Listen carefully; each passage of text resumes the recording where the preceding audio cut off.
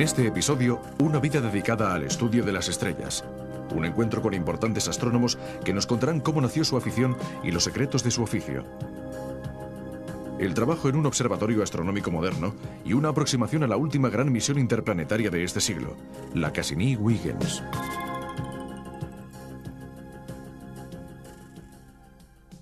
Estrellas, planetas, cuásares, galaxias, estrellas de neutrones, agujeros negros. En esta serie hemos paseado a lo largo y a lo ancho del cosmos para ver los fenómenos celestes más sorprendentes y familiarizarnos con las teorías que intentan explicarnos por qué las cosas funcionan como funcionan.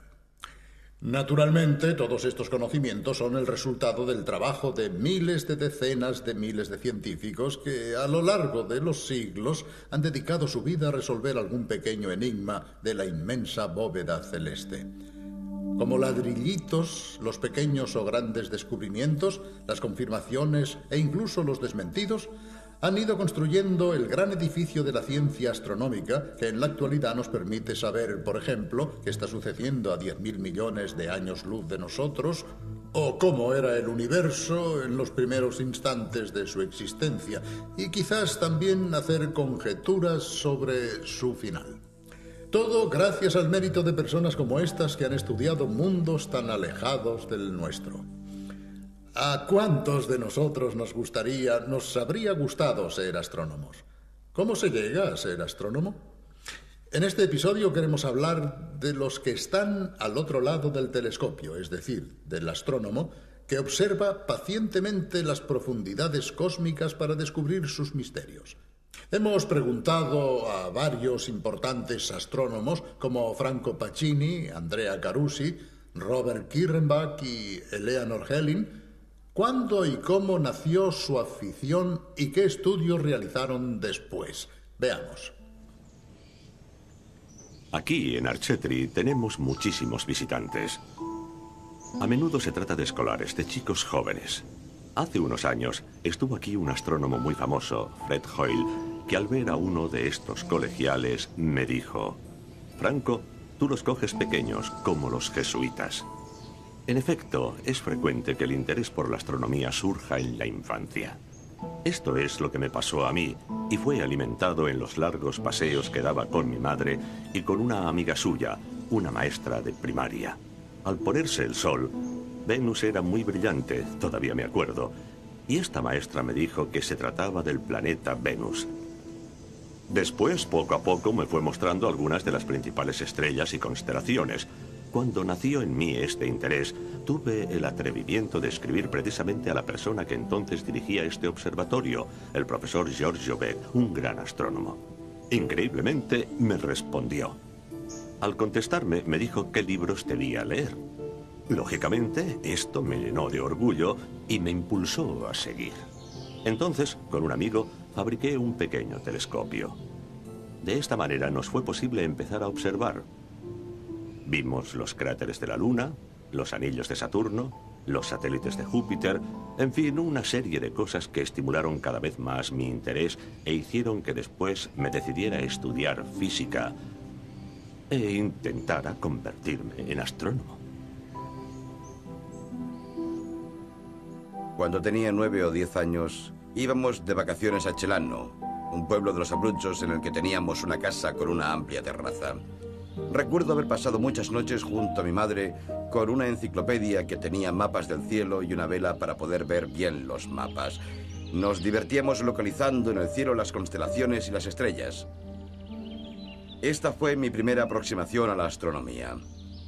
Después, cuando tuve que elegir carrera universitaria, estaba interesado en ingresar en la Facultad de Física, pero la elección fue un poco difícil porque en ese momento sentía una gran pasión por la música y tuve que elegir entre ser astrónomo o violinista.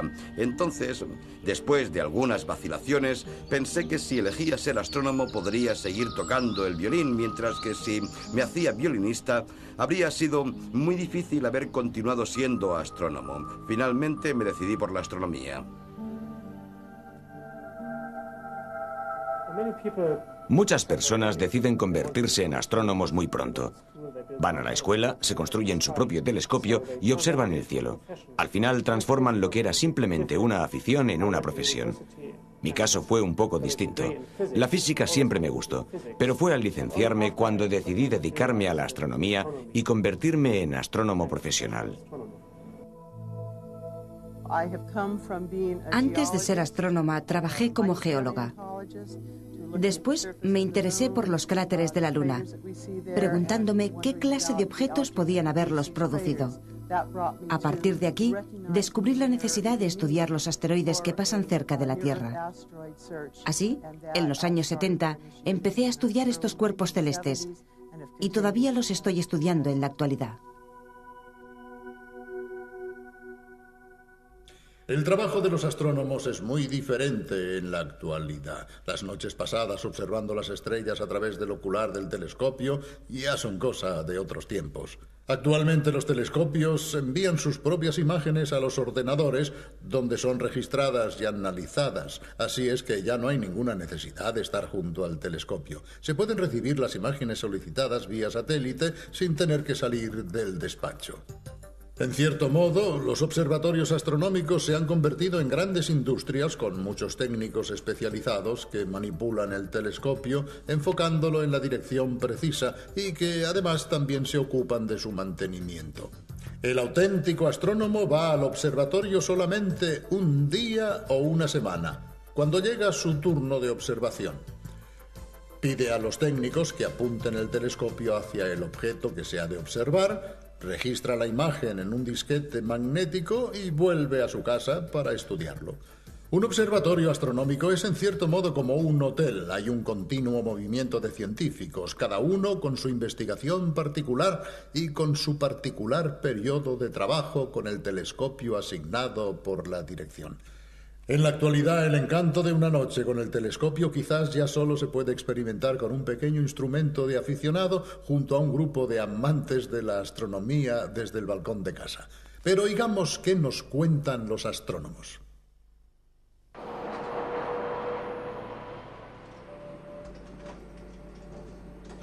Frecuentemente el trabajo del científico es muy normal. Es un trabajo de empleado. Yo, por ejemplo, trabajo diariamente con el ordenador, con un horario de oficina normal, sin problemas especiales. En otros casos es un poco más complicado. Cuando estamos observando debemos trabajar de noche. De todas maneras, diría que el motor principal de nuestro trabajo es siempre la curiosidad.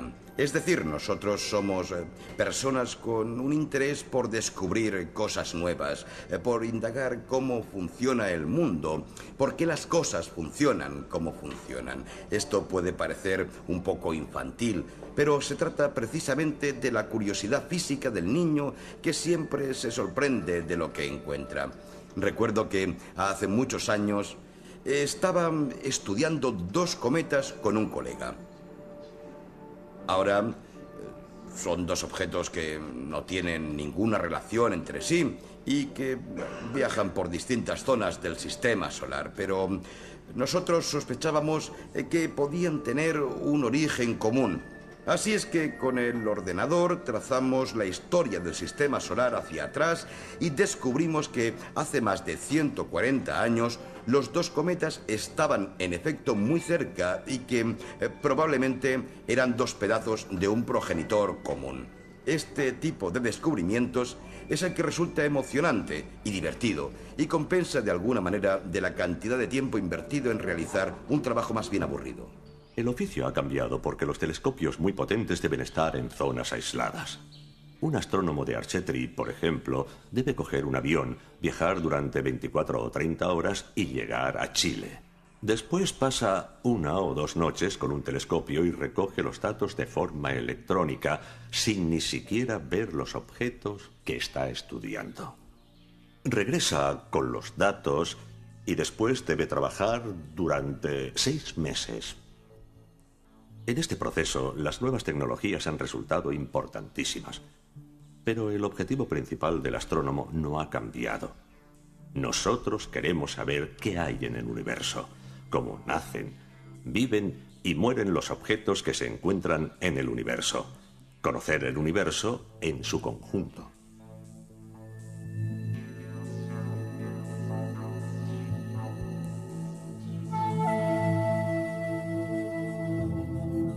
Estos son los Andes chilenos. Localidad La Silla, a más de 2.600 metros de altura. Hace mucho frío y es un lugar inhóspito, pero ha sido elegido por uno de los centros de investigación astronómica más importantes del mundo, el de la ESO, el Observatorio Europeo Meridional. ¿Cómo viven los astrónomos en este centro? Uno de los pocos de esta clase en todo el mundo. Es una vida más bien extraña. Yo ya me he acostumbrado porque hace muchos años que estoy aquí. Pero comparada con la vida de un oficinista de cualquier ciudad europea, es realmente muy especial. Habitualmente, un astrónomo pasa aquí una semana, porque en primer lugar hay que decir que aquí trabajamos, dormimos, vivimos y comemos, mientras que tal vez nuestra casa está en Santiago, que se encuentra a 650 kilómetros de distancia. De manera que no podemos volver a casa después del trabajo. Por ejemplo, esta semana soy el encargado de la coordinación del Grupo Astronómico de La Silla. Esto significa que, en este momento, trabajo la mitad del día y la mitad de la noche. Uno de mis colegas está de guardia como astrónomo y debe permanecer despierto toda la noche. Entre otras cosas, debe supervisar a los encargados de la observación, debe controlar que todo funcione bien y, si hay algún problema, ha de tratar de resolverlo. Si hace mal tiempo, por ejemplo, si aumenta la humedad o el viento cobra mucha fuerza, debe avisar al personal y cerrar las cúpulas para proteger el telescopio. Nuestra vida es muy especial. Por ejemplo, por la mañana todos tenemos cara de sueño, unos porque forman parte del turno de día y hace poco que se han levantado de la cama, y los demás porque acaban de salir de la cúpula. Estos desayunan rápidamente y se van a dormir. Esta es la vida del astrónomo. Aquí, en cambio, estamos en pleno clima tropical, en la isla de Puerto Rico, donde se encuentra el mayor radiotelescopio del mundo. A estos instrumentos no les afectan las molestas luces de las ciudades como a los telescopios ópticos, así es que no hay necesidad de construirlos en la cima de una montaña remota. Pero aquí tampoco faltan los problemas para mantener el radiotelescopio en perfecto funcionamiento.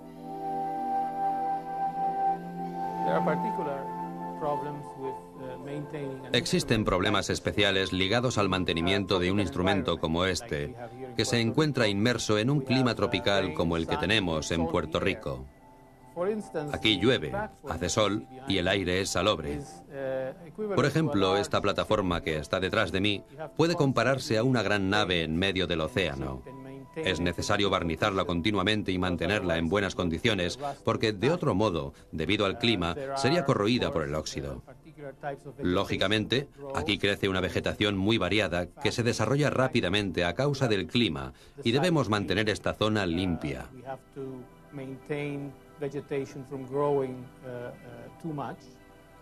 Tenemos que impedir que la vegetación crezca demasiado.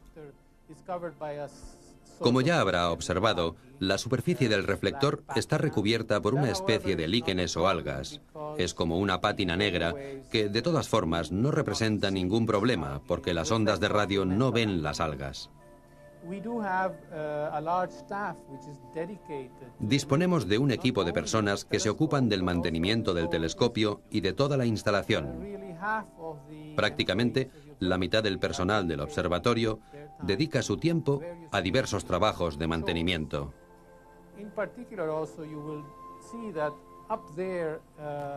También se puede observar que encima de la plataforma hay unos instrumentos muy sofisticados.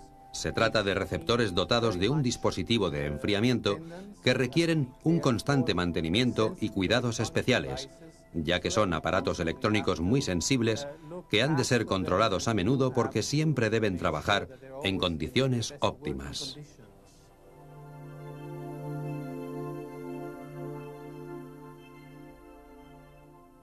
Con la era espacial, muchas observaciones que antes se realizaban con telescopios, como las de los planetas del sistema solar, se han podido llevar a cabo de otra manera, visitando estos planetas directamente con sondas automáticas dotadas de telecámaras y otros instrumentos.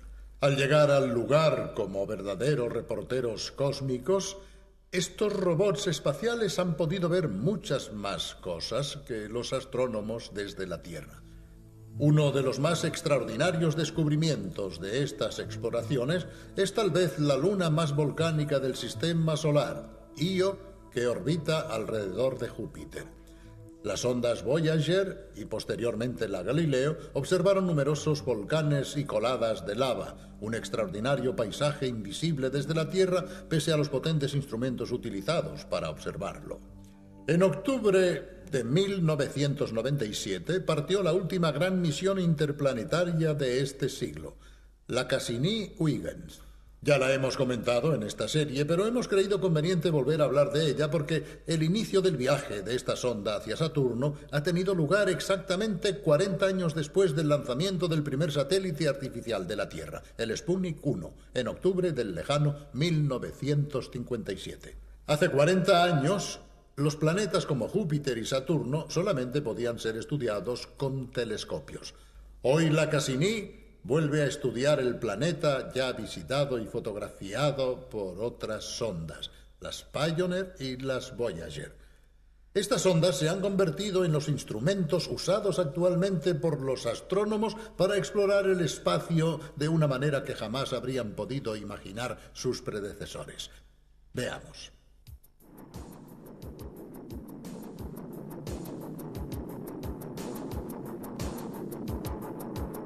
La última gran misión interplanetaria de este siglo acaba de empezar. La sonda Cassini-Huygens, situada sobre un potente cohete Titán Centauro, se eleva desde la rampa 40 de Cabo Cañaveral con destino a Saturno, el planeta de los anillos, al que llegará dentro de 7 años después de haber recorrido más de 3.000 millones de kilómetros.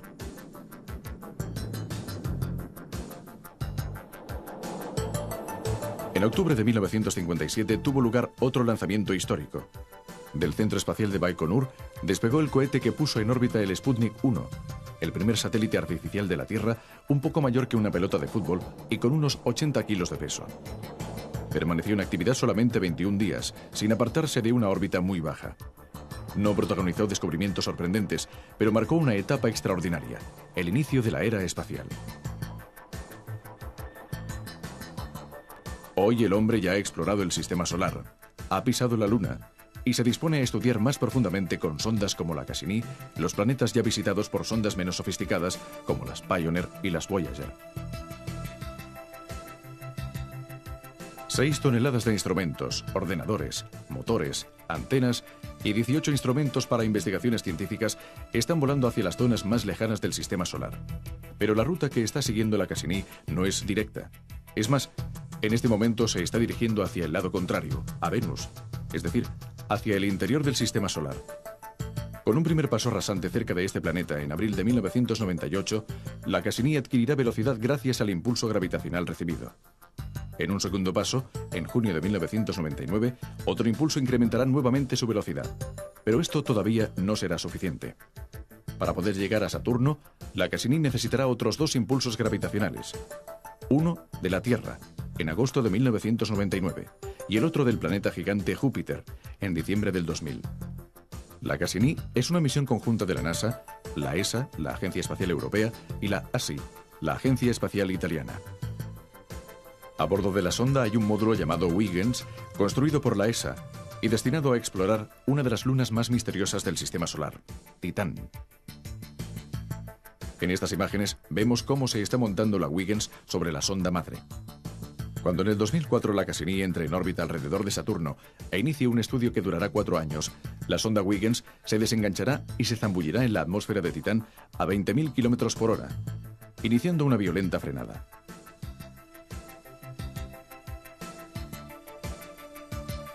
Cuando el contacto con la superficie esté cercano, la sonda abandonará su cáscara de protección e iniciará las mediciones a una altura de unos 120 kilómetros. Después de 2 horas de lento descenso, la Huygens tocará el suelo a 20 kilómetros por hora. Llegará a un océano de metano líquido o a un iceberg de amoníaco. ¿Qué nos dirán los instrumentos de a bordo sobre esta luna que, como la Tierra, también posee una atmósfera? La temperatura, quizás de unos 200 grados bajo cero, hace imposible la vida. Pero los científicos consideran que los compuestos químicos, como el metano y los demás hidrocarburos, serán parecidos a los que había en la Tierra hace 4.000 millones de años. En Titán, el caldo primordial del que nació la vida en nuestro planeta ha sido, por decirlo de algún modo, conservado en el frigorífico y los científicos sienten mucha curiosidad por saber cómo era. Entretanto, la sonda madre permanecerá en órbita tomando más de 300.000 fotos de Saturno, de sus anillos y de las 18 lunas, con la esperanza de resolver algunos de los enigmas que las anteriores y breves visitas de las Voyager no consiguieron desvelar. Uno de los interrogantes más fascinantes se refiere a los espectaculares anillos de Saturno. ¿Cómo se mantienen en equilibrio? Se sabe que estos discos están formados por fragmentos de rocas y hielo, los mayores de los cuales tienen un tamaño comparable al de un automóvil. La numerosa familia de lunas que orbita alrededor de Saturno también recibirá la atención debida. Se trata de una familia muy variopinta. Desde Japeto, con una cara negra como el asfalto y otra blanca como la nieve, hasta Encelado, de superficie extraordinariamente lisa, pasando por Mimas y Tetis, marcadas por cicatrices y cráteres de enormes proporciones. En 4 años, del 2004 al 2008, la Cassini circunnavegará el sistema de Saturno 75 veces y seguramente muchos de los secretos de este planeta serán desvelados, aunque como siempre sucede en estas misiones, surgirán nuevos enigmas que requerirán otras visitas. La Cassini representa la última y la más cara de las grandes misiones del tipo de las Viking, las Voyager o la Galileo, en las que lo importante no es el coste, sino la cantidad y la calidad de los instrumentos científicos. Actualmente el modelo de las sondas futuras es la Pathfinder, que recientemente ha aterrizado en Marte con el pequeño todoterreno Sojourner, un robot con objetivos limitados, de construcción más sencilla, con menos instrumentos y sobre todo con un coste más bajo.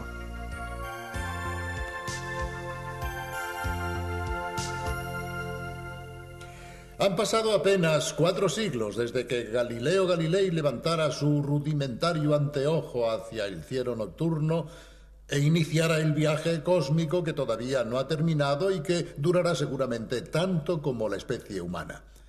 Pese a los potentísimos telescopios terrestres y espaciales, pese a las ondas que viajan por todo el sistema solar, nos encontramos apenas en los albores de esta gran aventura del conocimiento.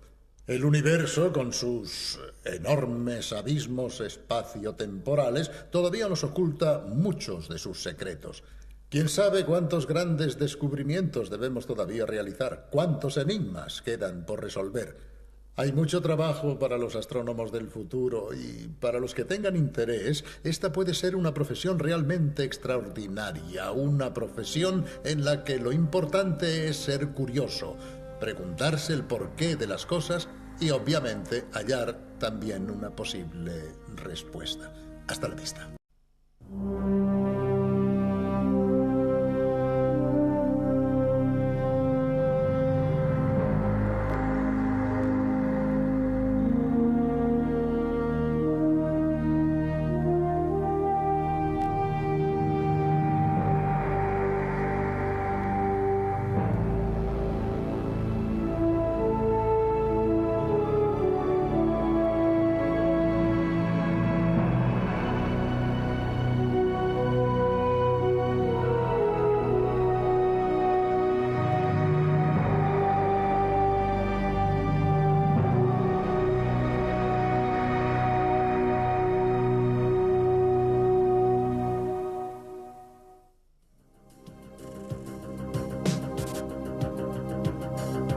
En este episodio, una vida dedicada al estudio de las estrellas. Un encuentro con importantes astrónomos que nos contarán cómo nació su afición y los secretos de su oficio. El trabajo en un observatorio astronómico moderno y una aproximación a la última gran misión interplanetaria de este siglo, la Cassini-Huygens.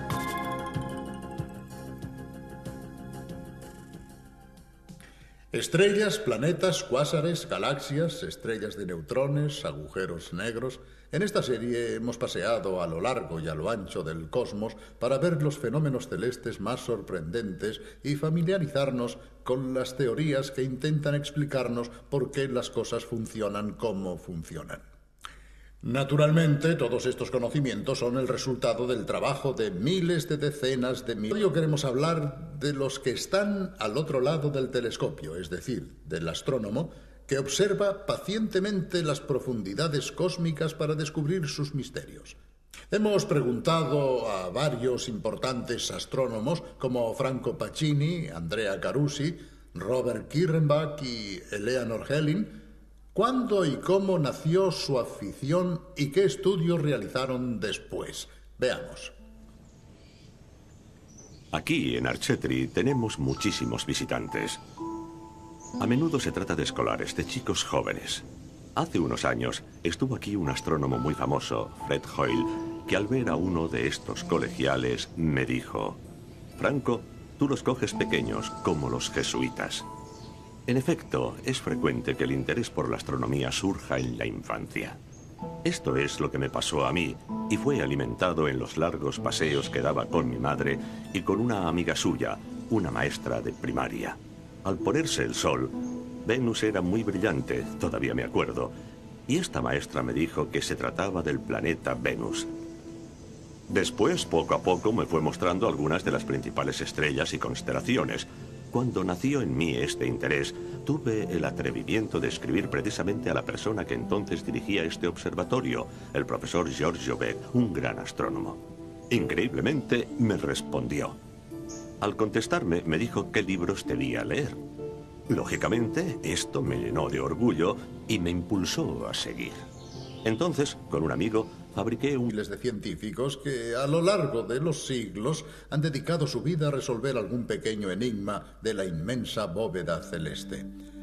Como ladrillitos, los pequeños o grandes descubrimientos, las confirmaciones e incluso los desmentidos han ido construyendo el gran edificio de la ciencia astronómica que en la actualidad nos permite saber, por ejemplo, qué está sucediendo a 10.000 millones de años luz de nosotros, o cómo era el universo en los primeros instantes de su existencia, y quizás también hacer conjeturas sobre su final.